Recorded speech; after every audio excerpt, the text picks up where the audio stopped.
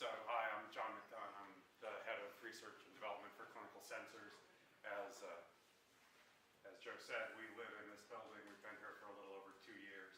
I'm going to tell you about what we're doing to develop a point-of-care solution for the early recognition of sepsis. Just a little bit about our company. We commenced operations in 2014 when we got our first NIH funding, and we're working on developing a device for the rapid identification of sepsis immediately after onset by measuring nitric oxide directly in the blood. This IP comes from UNC Chapel Hill Department of Chemistry. This is Mark Shanefish's second company after McDunn Therapeutics, which is just down the road. They're looking at using nitric oxide as a topical therapeutic agent, and we are building off of the other core competency of his lab, which is to measure nitric oxide. Initially, it was developed for measuring the storage capacity of the materials that they developed for therapeutic use. Now we found we can apply that to making measurements in complex mixtures such as blood. We currently have about $3 million of non-dilutive funds, and we're starting our first clinical study with the burn intensive care unit at UNC next month. And we're also in the process of raising $400,000 of bridge financing. We closed the first half of that 2 weeks ago, and so that's been pretty exciting times for us. Just a little bit about sepsis. It's a life-threatening condition. It progresses very rapidly, can lead to death in less than a week, and it's a diagnostic challenge because people initially present with really mild flu-like symptoms, and then in the span of a couple days, it can progress into organ failure and death. And these flu-like symptoms are everything that you might see just by getting the flu, right? Shivering, fever, sweaty skin, high heart rate, shortness of breath. But it's important if a patient is developing sepsis and progressing, mortality increases by 7% every hour the treatment is delayed, right? The standard care right now is that sepsis bundles, and there are 2 bundles that are brought to bear on these patients, are administered within 6 hours and preferably within 3 hours of suspicion of sepsis. It's a huge human and economic cost. There are over 3 million cases every year worldwide, 30 million every year worldwide. About 5% of that is in the US, where there are over 250,000 deaths. And it's the #1 cost of hospitalization in this country. Over $23 billion a year is spent taking care of these patients. It's also become something that's recognized as a hospital quality indicator. So now hospitals, if they don't hit their targets for having a low rate of hospital-acquired infection, a number of which are sepsis cases, then they get their Medicare reimbursement curtailed.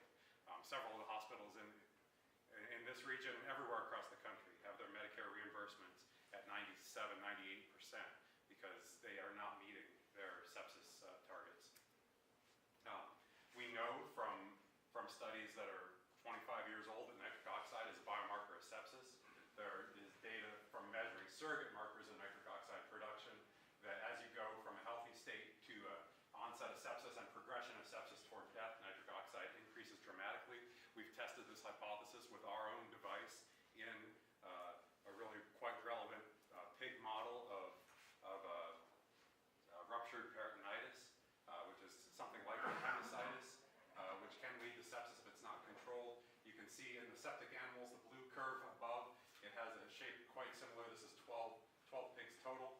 It's a shape quite similar to what's been kind of hypothesized in the literature from these surrogate methods from 25 years ago. And so the idea is, or the current management of the septic patient right now is that there's this onset period where patients present with these really ambiguous flu-like symptoms. And then at some point, clinicians say, oh, that could be sepsis. I'm going to trigger these treatment bundles. Treatment bundles are fluid resuscitation and antibiotics, and that's it, right? Keep blood pressure support from the fluids, and then give antibiotics, hoping that you're going to hit with a broad spectrum agent whatever is causing those flu-like symptoms. The issue is that the time to get these treatments on board is critical. And it's believed that in a significant fraction of cases, that optimal treatment window is delayed because sepsis isn't suspected early enough. So what we'd like to do, and what we believe our data suggests, is that there is a time here where the symptom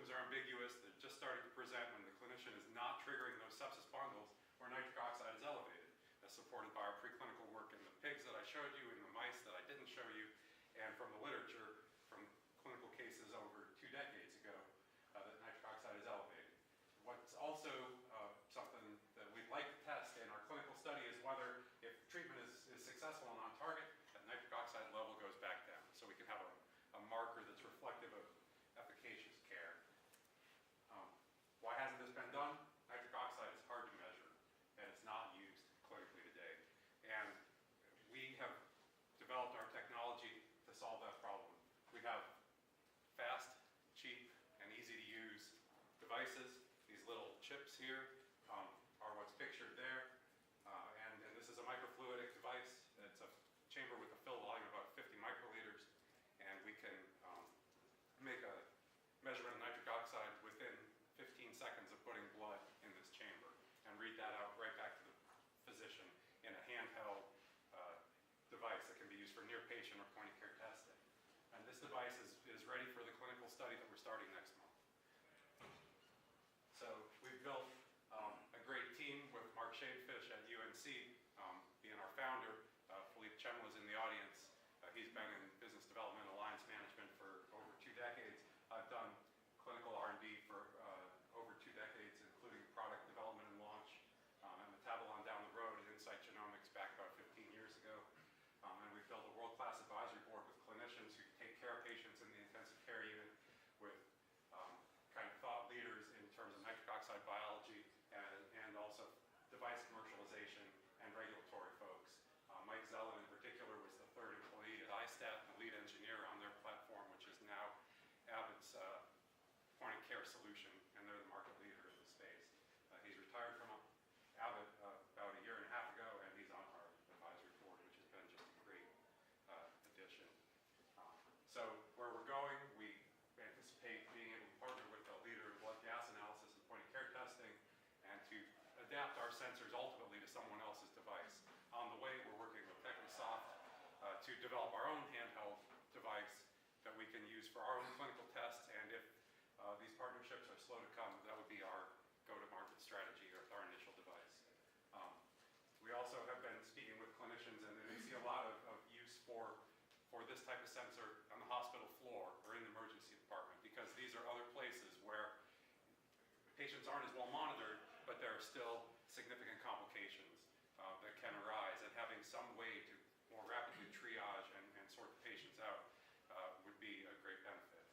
We're also, through our NIH grants, of which we currently have been awarded 5, we're building a menu of other analytes that we can measure rapidly that are very hard to do in a central lab setting.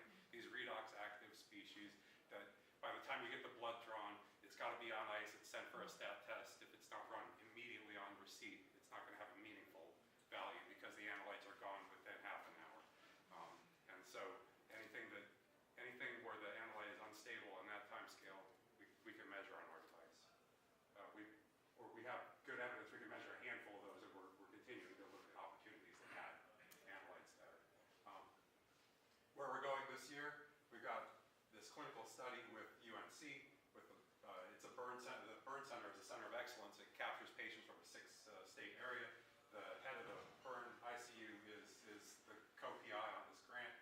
The study is fully funded. It's a longitudinal study of 120 patients. So we had a biostatistician who worked through what the power analysis needed to be. We've got the IRB approval in place, and we're finishing the consortium agreement hopefully this week to get that all basically ready to start next month. Again, we're working with Technisoft to build this integrated analyzer.